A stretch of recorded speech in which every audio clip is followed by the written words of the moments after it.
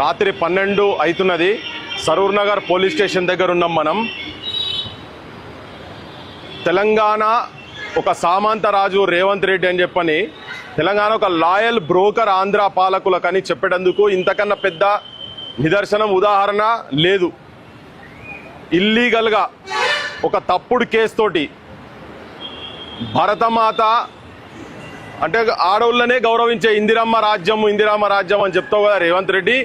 నీ ఇందిరమ్మ రాజ్యంలో ఆడ పోలీసులు ఉన్న తర్వాత ఆడ పోలీసులను తీసుకురాకుండా గుండాల లెక్క ఆంధ్ర పోలీసు వాళ్ళు తెలంగాణకు వచ్చి తెలంగాణ పోలీస్ స్టేషన్లో చెప్పకుండా వాళ్ళ ఇంటికి వచ్చి ఆడబిడ్డ వారిస్తున్నా కానీ వాళ్ళే చేయబట్టి అటు గుంజుకుంటా సినిమాలలో చూపిస్తారు కదా పోలీసు వాళ్ళ దాష్టికం ఎట్లా ఉంటుందో, పైశాచికం ఎట్లుంటుందో, అది నీ పాలనలో చంద్రబాబు ఆర్డర్స్ మీద ఆడొక దొంగ కేసు పెట్టిందో, దొంగ కేసు అనని మాటను అన్నారు అన్నట్టుగా పెట్టి వెర్రి బుక్ అనే కాడ ఒక బూతు పదం, ఎందుకంటే బూతు పండితులు వాళ్ళంతా నిన్న మొన్న చాలా చర్చ జరుగుతాను కదా దాని మీద, అది పెట్టి కావాలని రాజ్యాంగాన్ని కించపరిచినని ఒక దొంగ కేసు పెట్టి మేము ఇంతకు ముందు కూడా ఆ పోలీసు వాళ్ళు వస్తే అప్పుడు డ్రెస్ మీద వచ్చినప్పుడు మేము పోయినాము, గట్టిగా అడిగితే నీళ్లు మింగిండు, సపరేట్కి వెళ్ళిపోయిండు.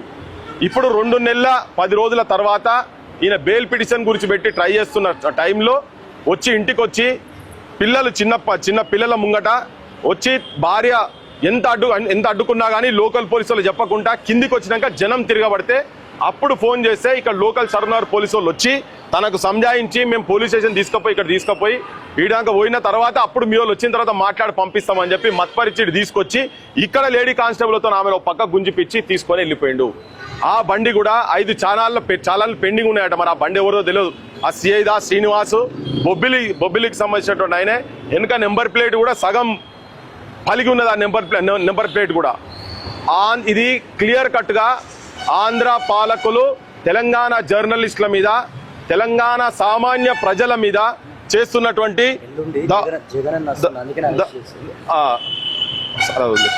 సో ఆంధ్ర పోలీసు వాళ్ళు తెలంగాణ జర్నలిస్టుల మీద దాడి, ప్రజల మీద దాడి అంటే ఇంకా అప్పుడు ఎట్లయితే నరికి సంపించిండ్రో, బెల్లిలైతే ఎట్లయితే నరికి సంపించిండ్రో, మా రోజు వీరనని ఎట్లయితే నరికి సంపించిండ్రో, అదే గ్యాంగులో ఈ ముఖ్యమంత్రి కూడా అప్పుడు ఉండే, రేవంత్ రెడ్డి కూడా ఉండే. కాబట్టి ఇప్పుడు మరి ఈయన తీసుకుపోయి ఇంతకుముందే ఒక తప్పుడు కేసు, ఒక శంకరునికి చంద్రబాబు నాయుడుకి ఏదో కంపారిజన్ ఏంది అని చెప్పని వీడియో కట్ చేసినందుకు ఎవరో శంకర్ భగవంతుని చంద్రబాబు నాయుడు గొప్పోడని చెప్తే అట్టెట్లుంటుందని చెప్పి మాట్లాడినందుకు ఒక దొంగ కేసులో తీసుకుపోయి కర్నూలుకు తీసుకుపోయి 3rd డిగ్రీ టార్చర్ చేసి ఘోరంగా కొట్టి బేవోస్ అయ్యేటట్టుగా కొట్టి కాలర్ పెట్టి ఇట్లా తిప్పితే మెడ మీద ఇట్లంతా నల్లగా అయిపోయి ఒక 15 రోజుల దాకా మంచినీళ్ళు కూడా తాగలేదు.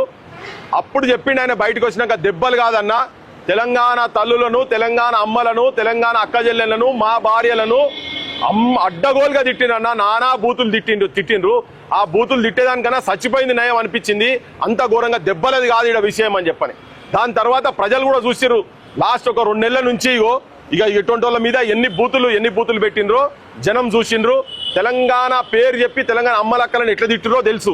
అది ఆ బూతు సాహిత్యం వాళ్ళ దాంట్లో పెట్టి ఇప్పుడు రేపు తీసుకుపోయి తనని ఆ సాయి లెక్క సంపుతారా? ఎందుకంటే బహిరంగంగా సాయి కృష్ణ బహిరంగంగా జరుగుతున్నాయి ఇవన్నీ. శవాలనే మొత్తం కాలబెడుతున్నారు. బూడిద కూడా ఇయ్యలేనటువంటి అద్భుతమైన పాలన జరుగుతున్నది భారతదేశంలో, ఏపీలో, తెలంగాణలో. ఈ ముఖ్యమంత్రి అసలు నువ్వు ఏ ముఖ్యమంత్రి వయా మాకైతే అర్థమైతలేదు. నీ చాష్టలు అయితే ఎంత దరిద్రంగా దారుణంగా ఉన్నాయంటే తెలంగాణలో ఇంటిల్లు నీకు ఓట్లేసిన ప్రతి ఒక్కరూ సిగ్గుపడుతున్నారు. ఇంత అన్యాయం ఉంటుందా అని చెప్పని. తెలంగాణ నాకు తెలిసి ఇంత ఘోరమైన అవమానపరచుడు మాత్రం గతంలో ఎన్నడూ జరగని రీతిలో అవమానపడుతున్నది. ఇప్పుడు ఏం జవాబు చెప్తావు చెప్పు. రాత్రి పూట ఇక్కడ దొంగల లెక్క తీసుకుపోయి చెల్లె చెప్పింది, నేను నా మొగడు రేపిస్ట్ కాదు, దొంగతనం చేసినోడు కాదు, మీ లెక్కల భూ కబ్జాలు చేసినోడు కాదు. ఒక చిన్న పదం అనని పదంను అన్నట్టుగా పెట్టి తీసుకుపోయి ఒక దొంగ కేసులో తీసుకుపోయి పెట్టారు కదా. ఇది బరాబర్ తెలంగాణ ప్రజలు గత 2 నెలల నుంచి చూస్తున్నారు. ఇది తెలంగాణ ఆంధ్ర పంచాయతీ కాబోతున్నది, బరాబర్ జరుగుతుంది.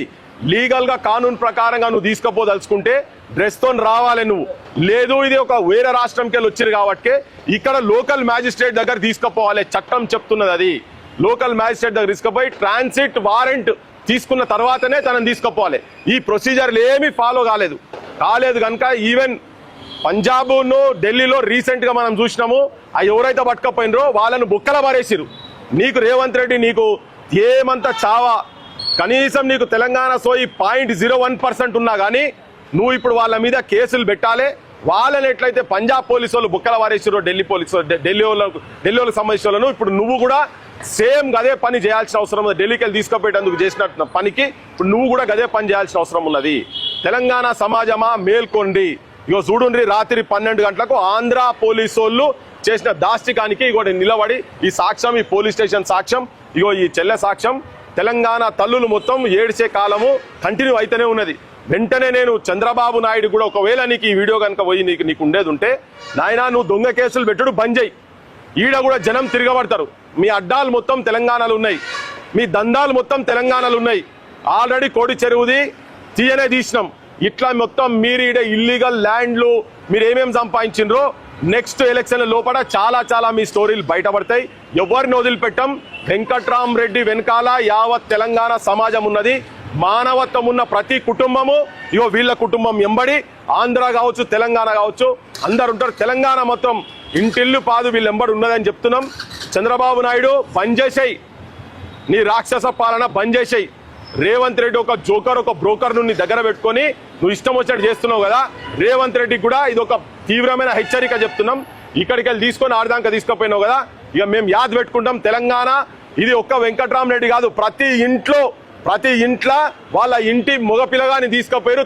ప్రతి ఇంట్లో ఆడబిడ్డ ఏడ్చినట్టు అలా ఆంధ్ర పోలీసు వాళ్ళు 369 మందిని అప్పుడు ఎట్లా చంపినరో 1200 మంది బలిదానాలకు ఎట్లా జరిగిందో ఇవాళ ఈ అవమానం కూడా ఫేస్ చేస్తుంది. ఒకవేళ తనకు ఏ మాత్రం ఒంటి మీద దెబ్బ పడ్డా, బూతులు పడ్డా ఇప్పటికే నీ మీద తిరుగుబాటు జరుగుతుంది.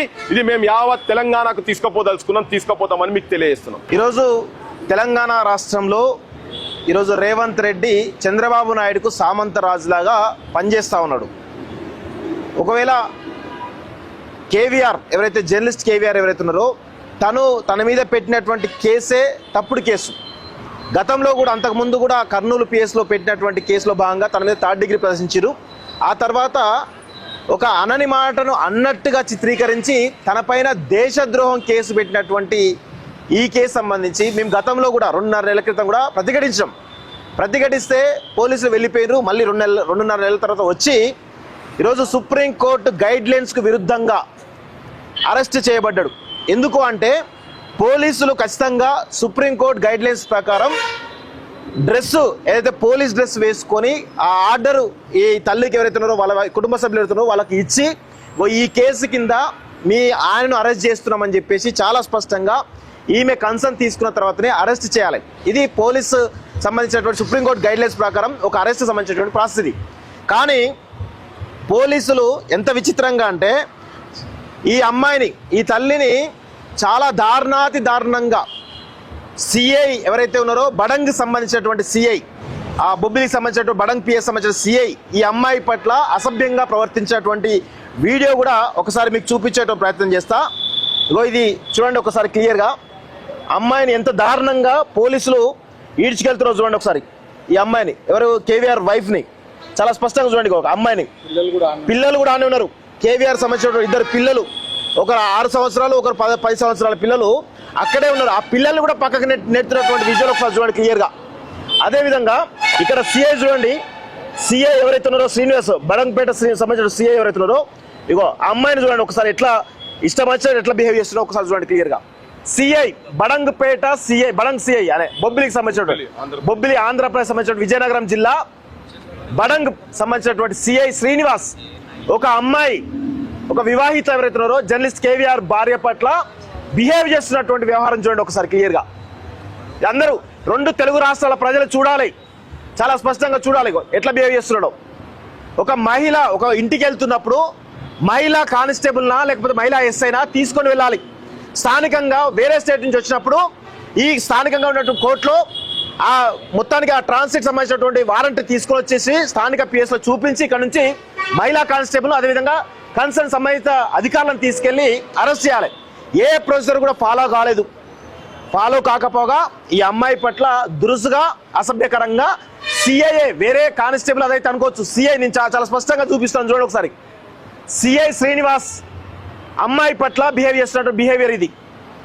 అదేవిధంగా అమ్మాయి యొక్క ఫోన్ను తీసుకొని వెళ్ళింది. ఇప్పటివరకు అమ్మాయి ఫోన్ ఇవ్వలేదు, డైరెక్ట్ ఆంధ్ర తీసుకుపోయారు. ఫోన్ ఇస్తా అని చెప్పిన అమ్మాయి మీకు ఫోన్ ఇస్తా అని చెప్పిరు. ఫోన్ కేవీఆర్ ఫోన్ కాదు నా ఫోన్ అని చెప్తుంటే వినట్లేదు. ఎన్ని కాల్స్ వచ్చాయో మా పిల్లలు కాల్ చేస్తున్నారు. సో ఆ ఫోన్ కూడా దొంగిలించారు. అంటే వాళ్ళు పోలీసులా దొంగల అర్థం కాదు, సివిల్ డ్రెస్ లో వచ్చిర్రు. ఇంత దుర్మార్గంగా ఏపీ పోలీసులు వ్యవహరిస్తున్నటువంటి తీరు తెలంగాణ సమాజం పైన జరుగుతూ ఉంది. అదేవిధంగా రీసెంట్ గా మనం చూసినాం, విజయవాడలో గాదె సాయి కృష్ణ అనేటువంటి ఒక వ్యక్తిని అరెస్ట్ చేసి తనను 3rd డిగ్రీ ఇచ్చి లాకప్ డెత్ అయిన తర్వాత కనీసం ఆ యొక్క శవాన్ని వాళ్ళ కుటుంబ సభ్యులు అప్పగించకుండా తనను తీసుకుపోయి ఆ సంబంధిత అక్కడ ఉన్నటువంటి శ్మశాన వాటికలో కాల్చేసి బూడిద దొరకకుండా కూడా చేసినటువంటి ఘటన మనం అందరం కూడా చూసినాం. దేశవ్యాప్తంగా దేశమంతా చూసింది. అలాంటి భయానకమైనటువంటి పరిస్థితుల్లో ఈరోజు జర్నలిస్ట్ కేవీఆర్ను గతంలో 3rd డిగ్రీ ఇచ్చారు. ఇప్పుడు మేము అడుగుతా ఉన్నాం, చంద్రబాబు నాయుడిని కానీ పవన్ కళ్యాణ్ కానీ ముఖ్యంగా లోకేష్ని కానీ రేవంత్ రెడ్డిని కానీ అడుగుతా ఉన్నాం. ఈరోజు జర్నలిస్ట్ కేవీఆర్ని గతంలో 3rd డిగ్రీ ఇచ్చారు కదా, ఇప్పుడు మీరు ఏం చేయదలుచుకున్నారు? ఎన్కౌంటర్ చేయదలుచుకున్నారా? లాకప్ డెత్ చేసి తన యొక్క బూడిదను కూడా వాళ్ళ కుటుంబ సభ్యులకు ఇవ్వకుండా చేసే ఒక ప్రయత్నం కుట్ర జరుగుతుందా అనేది చాలా స్పష్టంగా తెలంగాణ సమాజం నుంచి మేము అడుగుతా ఉన్నాం. రేవంత్ రెడ్డి గారు ఈ రాష్ట్రానికి ముఖ్యమంత్రిగా అదేవిధంగా హోంమంత్రిగా మీరున్నటువంటి ఈ తరుణంలో మీ జ్యూరిడిక్షన్లో జరిగినటువంటి మీ రాష్ట్రంలో జరిగినటువంటి ఈ పరిస్థితి తెలంగాణ రాష్ట్రంలో ఏపీ పోలీసులు దాష్టిగా జరుగుతూ ఉంటే కనీసం నోరు మెదపకుండా ఒక మౌనమునిలాగా ఈరోజు చంద్రబాబు నాయుడుకు బానిసలాగా చెంచాలాగా తొత్తులాగా వ్యవహరిస్తున్నట్టుగా తెలంగాణ సమాజానికి పూర్తిగా అర్థమవుతుంది. 2.5 నెలల క్రితం మేమందరం కూడా మొత్తం చాలా పెద్ద ఎత్తున మేము చెప్పినాం క్లియర్గా. అప్పుడైనా మేల్కోకుండా ఇంకా అరెస్ట్ చేసి ఇప్పుడు ఈరోజు ఆయన ఎన్కౌంటర్ చేస్తారా లేకపోతే లాకప్ డెత్ చేస్తారా అనేటువంటి ఒక బలమైనటువంటి భయాందోళనలో ఈరోజు మేమందరం కూడా ఉన్నాం. ఒకవేళ జర్నలిస్ట్ కేవీఆర్ పైన కానీ ఒక్క దెబ్బ తగిలినా కానీ తెలంగాణ మొత్తం రగులుతుంది బిడ్డ, గుర్తుపెట్టుకోండి. చంద్రబాబు నాయుడికి లోకేష్కి పవన్ కళ్యాణ్కు స్ట్రాంగ్ వార్నింగ్ ఇస్తున్నాం. హైదరాబాద్లో మీ యొక్క ఆస్తులు ఉన్నాయి, హైదరాబాద్లో మొత్తం మీ ఆంధ్ర సంబంధించినటువంటి వాళ్ళందరూ ఉన్నారు, మొత్తం తగలబెట్టే పరిస్థితి వస్తుంది. తెలంగాణ సమాజం తిరగబడే పరిస్థితి వస్తుంది. ఈరోజు ఆ పరిస్థితి